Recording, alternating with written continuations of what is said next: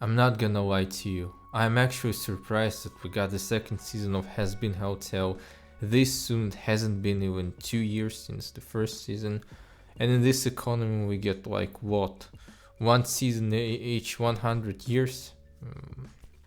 What also surprised me is that I honestly expected more episodes. I predicted that we get about 12 episodes for the next season. That the first season was a bit introductory to see whether the show will be popular, and spoiler, the show is insanely popular.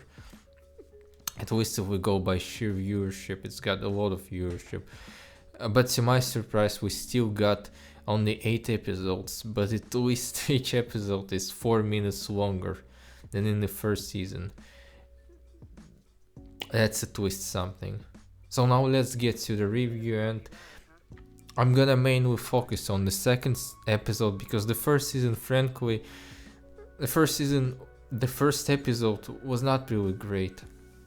To be honest, I understand why, and because the first season, as I understand it, is meant to be in reintroduction to the setting, to these characters, because I think Viv the Pop did keep in mind that some people might not be obsessed with the show to rewatch all episodes every couple of weeks or so, and some people probably watched the first season just once when it was released in January, February of 2024.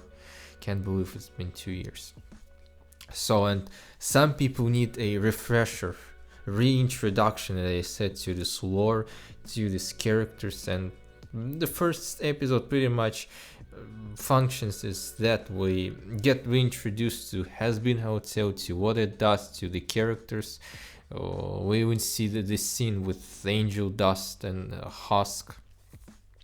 So it is good not to rush immediately into action, but on the other hand, it obviously could be written a bit better, because it honestly, the first episode I didn't really enjoy it. But the best thing about the first episode was, of course, to me it was Veggie, because I really like her change. She became, I would say, more amiable, friendlier, more open, because in the first season she was like really spiky, very sarcastic. She was carrying a lot of, inside of her, a burden of her past. She used to be an exterminator, as we know, but she didn't tell anyone, and even Charu didn't know about her past. She was kind of carrying this secret with her, which made her extremely spiky and extremely closed, and she kind of built this armor around her, and she wasn't really sincere with anyone except Charlie. But now she became more open because she doesn't bear this burden anymore, because now she can be sincere and open with people, and it made her way friendlier, which I really like this change. And it's obviously this is my favorite part of the first episode. Now the second episode, and I'm not gonna lie, the second episode was absolutely fantastic in my opinion.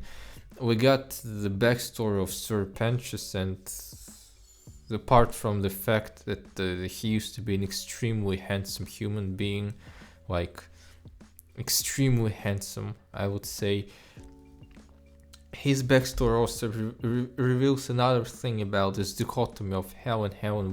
Of course, we knew that heaven wasn't really what it seemed.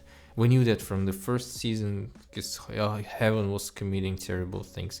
But now we also know that it's not really clear who goes to heaven, who goes to hell, because it's not like heaven is full of good people and everyone who goes to hell was inherently bad during their lives, because Sir Pentious, he didn't do anything bad. I mean, his only fault was that he was afraid. I mean, he saw a serial killer who murdered a woman. He, out of fear, he did not report the serial killer. Then the serial killer would go to murder even more women, and Sir Pentious still, he wasn't named Pentious back then. So when he was a human, he didn't do anything. So he was kind of complacent, and some might say he bears the part of the fault, the guilt that these people are dead.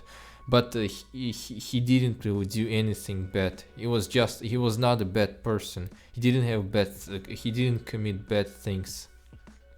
So but he still ended up in hell, and we see that he still carries guilt even to his grave, even after over a century of his afterlife. He still carried this guilt with him into hell, and he didn't entirely forgive himself, even as evident from the trial scene. So this of course raises a question, like, do souls even need to go to heaven? Like, what if they can get redeemed to the hotel, and after that they can stay in hell and they can build some sort of positive community in hell? Maybe they don't really need to go to heaven. Maybe heaven is not this great fantastic place, is not this promised land where every good person should go. Maybe that's what I'm thinking after watching the episode. Maybe that's the thing. Maybe this will be the thing at the end of the show.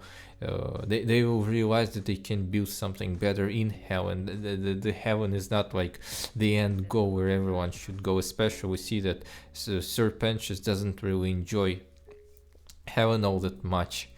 And yes, and the absolute best part of the episode was Lute to me. Of course, she's becoming my favorite character probably of the show. I mean, she's a great character, she's a great antagonist, and I'm not saying she's a good person, okay?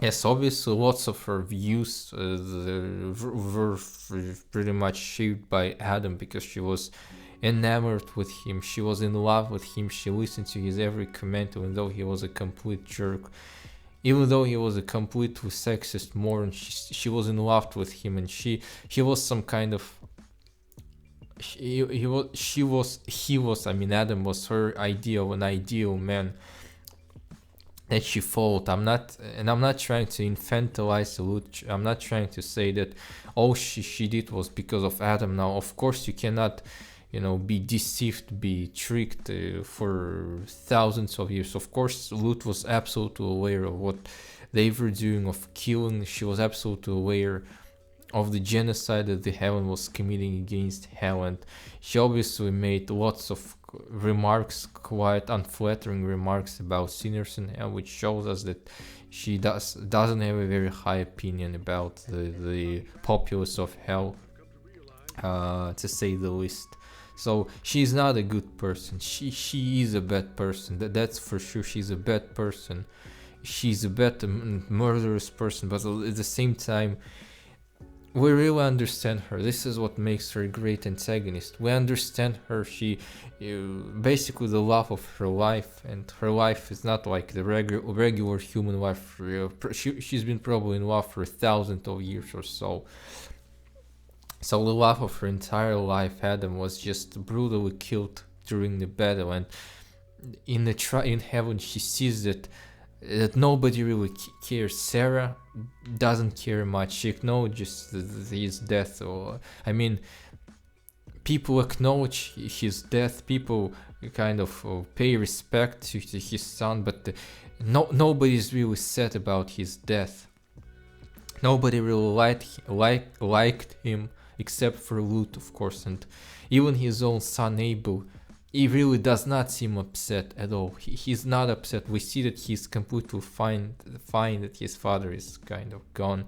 Probably he didn't like his father at all. Nobody liked Adam, and now that Adam is gone, Lute absolutely sees that nobody cared for him, that nobody cares about his death. Nobody wants to wage a war of revenge against hell for murdering Adam, and she sees that, and we feel her rage.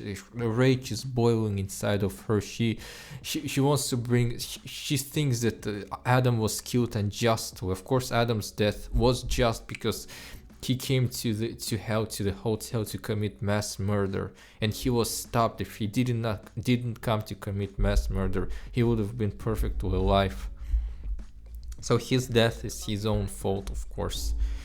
But it should still be noted that Charlie spared his life and Lucifer spared Adam's life. They did not murder him. It was nifty. But even if Charlie killed him, it would have been deserved, because he literally brought the whole army to commit a horrible genocide, to kill thousands, if not millions, of souls at once. So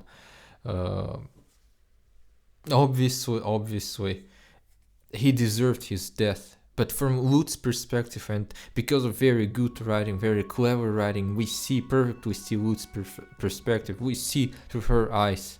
She sees it as an injustice.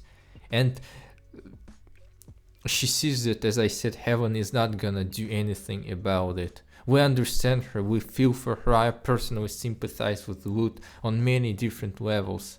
I do not support her if she goes to commit a war, to start a war against hell, which I think is inevitable. She's gonna start the massive, brutal, bloody war against hell.